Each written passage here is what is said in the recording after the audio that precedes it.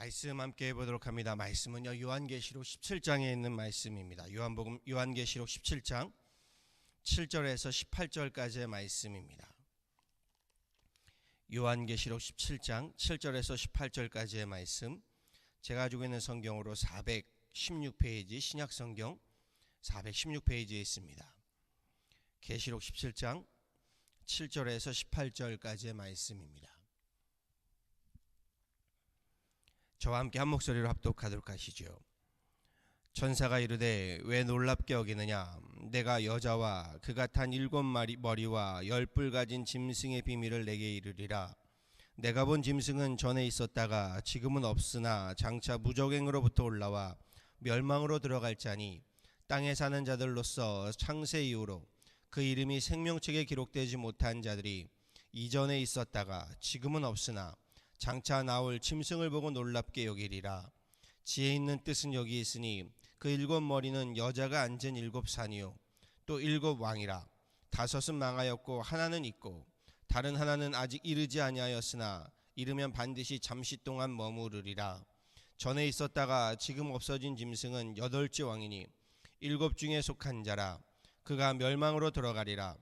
내가 보던 10뿔은 10 왕이니 아직 나라를 얻지 못하였으나 다만 짐승과 더불어 임금처럼 한동안 권세를 받으리라. 그들이 한 뜻을 가지고 자기의 능력과 권세를 짐승에게 주더라. 그들이 어린 양과 더불어 싸우려니와 어린 양은 만주의 주시오 만왕의 왕이시므로 그들을 이기실 터이요 또 그와 함께 있는 자들 곧 부르심을 받고 택하심을 받은 진실한 자들도 이기리로다. 또 천사가 내게 말하되 내가 본 바 음녀가 앉아있는 물은 백성과 무리와 열국과 방언들이니라. 내가 본 바 이 10뿔과 짐승은 음녀를 미워하여 망하게 하고 벌거벗게 하고 그의 살을 먹고 불로 아주 사르리라. 이는 하나님이 자기 뜻대로 할 마음을 그들에게 주사 한 뜻을 이루게 하시고 그들의 나라를 그 짐승에게 주게 하시되 하나님의 말씀이 응하기까지 하심이라. 또 내가 본 그 여자는 땅의 왕들을 다스리는 큰 성이라 하더라. 아멘. 우리 계시록의 주요 환상은요, 7 두루마리 환상과 7 나팔의 환상, 그리고 여기에 이어지는 7 대접 환상의 7 대접 재앙의 환상입니다. 두루마리 하나하나가 펼쳐지면서 그리고 7 나팔 하나하나 나팔이 울려 퍼지면서요, 그리고 7 대접 하나하나가 열리게 되면서 환상이 나타나고요. 사도 요한이 이를 기록한 계시들이 요한계시록의 말씀입니다. 오늘 본문 묵상 17장부터는요. 그런데 앞선 이 모든 환상들이 끝나게 되고요. 17장부터 19장까지는 계시록에서 전하는 심판의 환상 마무리 부분에 해당된다라고 볼 수 있습니다. 특별히 17장부터 19장까지의 환상은요, 우리 요한계시록의 앞선 내용 14장과 16장에 거론되는 바벨론 제국의 멸망에 대한 환상이 다시금 등장하게 되는데요, 앞선 14장 16장에 이어 본문에서도요 음료에 대한 환상이 보여지고 있고요, 또 내일 묵상 본문인 18장에서는요 이 음료의 멸망에 대해서 전하고 있습니다. 그리고 이 음료는 곧 바벨론 제국을 말한다라고 천사가 암시해주고 해석해주고 있음을 보게 됩니다. 물론 이 큰 음료의 환상을 바벨론 제국으로만 국한하여 보지 않고요, 계시록이 기록될 당시에 기독교를 탄압하고 박해하였던 바벨론 제국을 정복하였던 로마 제국으로 볼 수도 있고요, 또 나아가서는 예수 그리스도를 대적하는 적그리스도로 보기도 합니다. 오늘 말씀 한 절 한 절 함께 살펴보도록 하시죠. 함께 봉독한 본문 17장 7절 말씀 시작해요. 천사가 큰 음료의 환상을 직접 설명해 주고 있음을 보게 됩니다. 특별히 천사는요, 큰 음료가 탄 7 머리와 10뿔 가진 짐승의 비밀을 전하고 있는데, 짐승의 모습과 성격을 설명하고요, 나아가 이 짐승이 출현하게 된 역사적 배경과 짐승의 권력이 어린 양 곧 예수 그리스도와의 대결을 벌이게 되고 패하고 좌절될 것을 명하고 있습니다. 여기 짐승이 음녀와 또 적대 관계로 되어 싸우다가 이 음녀가 자멸하게 될 것이다 라는 것도 전하고 있지요. 8절 말씀에서요, 천사는 먼저 짐승에 대해 이렇게 전합니다. 내가 본 짐승은 전에 있었다가 지금은 없으나 장차 무적행으로부터 올라와 멸망으로 들어갈 자니 땅에 사는 자들로서 창세 이후로 그 이름이 생명책에 기록되지 못한 자들이 이전에 있었다가 지금은 없으나 장차 나올 짐승을 보고 놀랍게 여기더라. 이 짐승의 원형은요, 앞선 13장에서 등장합니다. 그리고 이 짐승이 17장 오늘 본문에 다시 등장하고 있습니다. 그리고 말씀드렸죠. 이 짐승은 주석가들에 의하면요, 로마의 네로 황제 또는 네로와 같은 기독교를 핍박하는 폭군에 비유합니다. 그리고 9절과 10절에서요, 그 짐승에는 7머리가 있다고 했지요. 10뿔도 있다고 했습니다. 그런데 7머리는 여자가 앉은 7산이라고 전하면서요, 이를 7왕이다 라고 말합니다. 당시 로마 제국 권력의 중심지가 되었던 7 도시들을 점령하고 다스리던 7 황제로 해석합니다. 그리고 그 가운데 가장 큰 머리가 바로 네로 황제다라는 것으로 해석을 하고 나지요. 그리고 중요한 것은요, 저들의 말로입니다. 10절 말미에 보았더니요, 저들이 잠시 동안 머무르나 11절 말미에 저들은 또 모두 멸망으로 들어갈 것이다 라고 전하지요. 하나님을 대적하는 자들은 비록 황제의 자리에 올라 세계를 제패한다 할지라도요, 결국 모두 멸망하고 만다라는 것을 오늘 본문 요한계시록에서 전하고 있다는 것을 보셔야 합니다. 그리고 12절로 넘어가면요, 짐승의 10뿔에 대해서도 전하고 있는데 이 10뿔 역시 10왕이다 라고 전하고 있지요. 저들은 네로 황제의 추종자들로서 군주들로 해석합니다. 저들도 짐승과 더불어 임금처럼 한동안 권세를 받게 될 것이나 13절에 보았더니 저들이 한 뜻을 가지고 자기의 능력과 권세를 그 짐승에게 주고, 짐승이라고 말하면 앞서 말한 네로 황제라고 말씀드릴 수 있다고 했지요. 그리고 13절에서는 저들이 어린 양과 더불어 싸운다 라고 전하고 있습니다. 적 그리스도의 세력이 서로 야합을 해서요, 군사력만이 아니라 경제와 문화와 종교를 쥐어잡고 강력한 집권력을 형성하여 얼마 동안 세계를 지배할 것이며, 예수 그리스도 그리고 교회들과 성도들을 탄압하고 핍박할 것이다 라는 것을 암시하고 있지요. 그러나 저들 역시 하나님의 주권 앞에서는 무너지고 사라지게 될 것이다, 이것을 사도 요한이 오늘 본문에서 전하고 있습니다.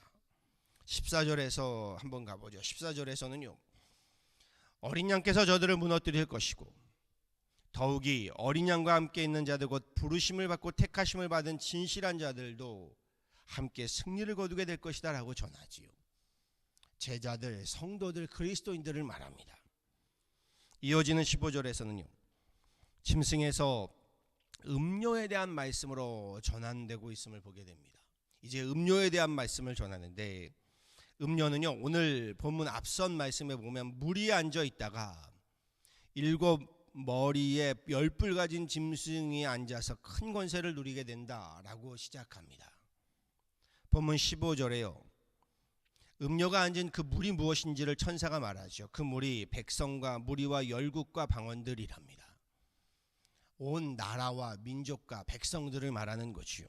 그렇죠. 그 위에 앉아 있다. 그런데 그 음료가 자신이 올라탄 짐승과 싸우게 되고, 16절에서는 그 짐승이 음료를 미워하여 망하게 하고 벌거벗게 하고 그 살을 먹고 불로 아주 사른다라고 전하고 있습니다. 역사적인 사건으로 보면요, 로마 황실 내에서의 황제의 자리를 놓고요, 서로가 서로를 죽이는 참극을 떠오르게 합니다. 그리고 17절에 이르러서는요, 앞선 짐승과 음료가 나타나 행악함도 하나님께서요, 하나님의 말씀을, 하나님의 역사를 응하기까지 하심이다 라고 전하고 있습니다. 무슨 말인가요? 적 그리스도들이요, 세상의 권력과 권세를 앞세웠어요. 예수 그리스도와 교회와 성도들을 탄압하고 핍박함도요, 하나님이 응하시기까지 곧 하나님 손안에 있다는 겁니다. 하나님의 주권 안에 있다. 하나님의 역사 안에 있다. 이 말씀을 전하고 있는 겁니다. 그렇죠. 세상의 권력과 권세를 쥐고요, 천하를 쥐락펴락 할지라도요, 모두 하나님의 손 안에 있음을, 하나님의 주권 안에 있음을 우리가 알고 겸손해야 한다라는 말씀입니다. 세상의 권력도요, 하나님의 허하심이 없으면 안 되는 것을 주님은 말씀하고 있는 겁니다. 그리고 마지막 18절에서요, 그 음녀가 땅의 왕들을 다스리는 큰 성이다라고 전합니다. 다시금 음녀가 세상 세계를 주름잡았던 로마를 상징하는 것임을 알 수가 있고요. 그리고 미래로 해석한다면 이렇게 적그리스도, 저들을 의미하고 있음을 또한 보게 되지요. 그리고 여기까지가 오늘 말씀의 여러 환상들에 대한 해석입니다. 요한계시록의 계시의 말씀을요, 제가 계속해서 말씀드리고 있지요. 우리 역사적으로 볼 것이냐, 문자적으로 볼 것이냐, 상징적으로 볼 것이냐에 따라서요, 큰 해석의 차이가 있다라고 말씀드렸습니다. 그런데 계시록의 말씀뿐만 아니라 성경은요, 어느 하나에 치우치지 아니하고요, 역사적으로 또 문자적으로, 나아가 상징적으로, 우리 이걸 다 합쳐서 통전적으로 이렇게 말할 수 있겠지요.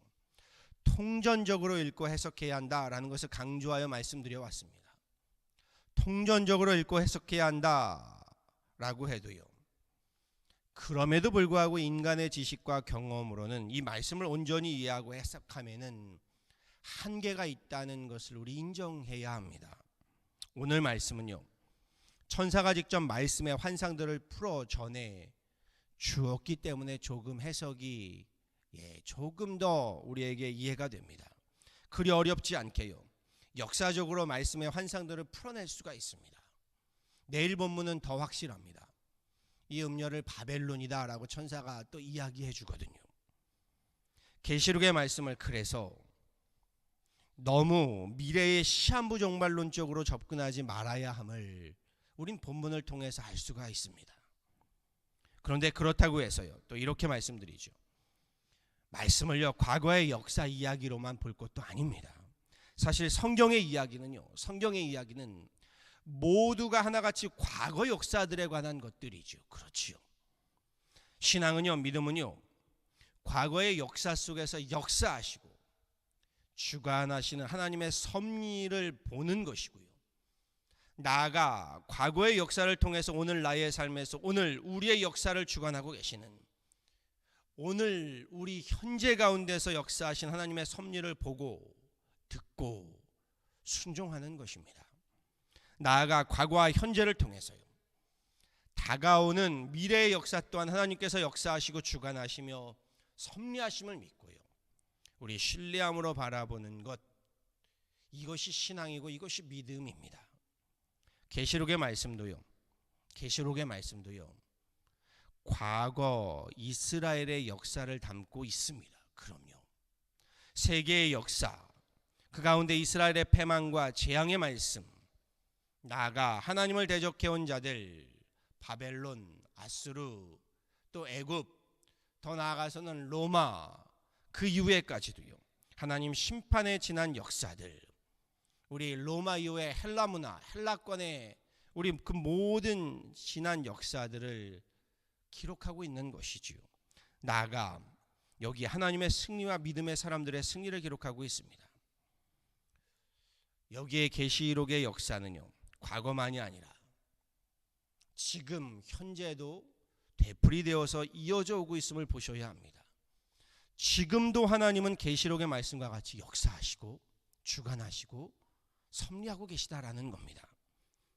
이뿐만이 아니라 계시록의 말씀을 통해서 다가올 앞날에 대한 하나님 역사 또한 우리 함께 볼 수 있어야 합니다. 이걸 예언이라고 하지요. 예언의 말씀, 계시의 말씀. 중요한 것은요, 계속해서 말씀드리고 있지만요, 우리 계시록의 말씀으로 앞날을 예측하고 용하게 알아맞추는 것이 우리가 할 일이 아닙니다. 우리말에 이런 말이 있죠. 선무당이 사람 잡는다고요. 계시록의 말씀을 가지고요, 우리가 선무당이 되어서 사람을 잡고 교회를 잡을 이유 하나 없습니다. 하나님께서 그걸 위해서 요한계시록의 말씀을 우리에게 주신 것이 아닙니다. 이런 말이 있습니다. 역사를 잊은 민족에게 미래는 없다고요. 역사를 잊은 민족에게 미래는 없다. 이 역사를 잊게 되면 역사의 아픔, 역사의 죄악을 되풀이하기 때문입니다. 그러므로 계시록의 말씀을요, 우리 막연한 환상으로만 볼 것이 아니라 계시록 안에서의 하나님의 역사를 보아야 합니다. 하나님의 역사, 심판의 역사, 하나님 구원의 역사. 거기 우리 인간들이 어떻게 행하는가를 함께 볼 수 있어야 합니다. 하나님 구원의 역사와 심판의 역사를 보고요, 다가오는 역사를 하나님 구원의 역사, 생명의 역사로 맞을 것인가, 아니면 재앙의 역사, 심판의 역사를 맞을 것인가. 그것이 계시록을 통해 오늘 우리가 어떻게 믿음으로 살아야 하는가 하는 것을 보이고 있습니다. 그렇지요. 바라고 소망하기는요, 오늘 17절 말씀에 하나님의 말씀이 응하기까지다 이렇게 되어 있습니다. 하나님의 말씀이 응하기까지다. 우리도 하나님의 말씀이 응하기까지요, 지금을 현재를 믿음으로 살아가면서요, 내일을 하나님의 구원의 역사, 생명의 역사로 맞이하는 저와 여러분 다 되어지기를요, 우리 주 예수 그리스도 이름으로 간절히 축원합니다. 아멘. 함께 기도하도록 하시죠. 참 좋으신 하나님, 한 주의 시작 이렇게 새벽에 하나님 주님 앞에 나와 새벽을 열어가며 기도하며 찬양하며 예배합니다. 오늘 말씀을 봅니다. 계시록을 통하여 하나님께서 우리에게 역사를 말씀하고 계십니다. 하나님 세계의 역사, 이스라엘의 역사, 하나님을 대적하는 나라와 민족의 역사, 하나님 그 가운데 그 역사가 하나님의 백성들에게는 구원의 역사, 생명의 역사가 되었고, 하나님을 믿지 않는 자들에게는 심판의 역사, 저주의 역사가 되었음을 보게 됩니다.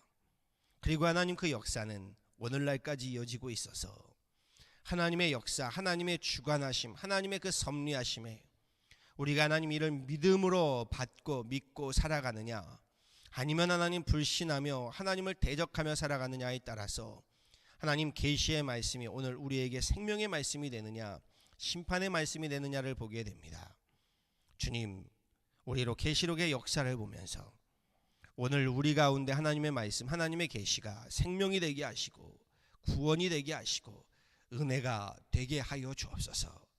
그리함으로 하나님, 하나님을 대적하다 결국 하나님 패망으로 멸망으로 갈 수밖에 없었던 하나님 우리 역사를 보며 우리 일을 되풀이하지 않게 하여 주시고, 우리로 더욱더 겸손하고 겸허하게 두렵고 떨리는 마음으로 오늘을 살아가며 다가올 하나님의 그 놀라운 또한 하나님 무서운 역사에 깨어있게 하여 주옵소서.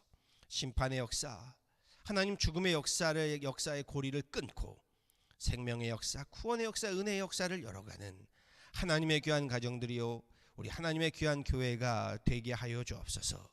오늘도 귀한 새벽에 주님 앞에 나와 기도하는 하나님의 귀한 권속들을 기억하여 주시고, 새벽에 도우시겠다 하시는 주님의 말씀을 이루어 주시며, 우리의 기도와 간구와 찬양과 예배를 통하여 하나님 오늘 말씀과도 같이 우리 가운데 생명과 구원의 은혜의 역사들, 평강의 역사들을 살아가는 귀한 하루 되게 하여 주옵소서. 감사하고 이 모든 것 예수 그리스도로 받도록 간절히 기도하였습니다. 아멘.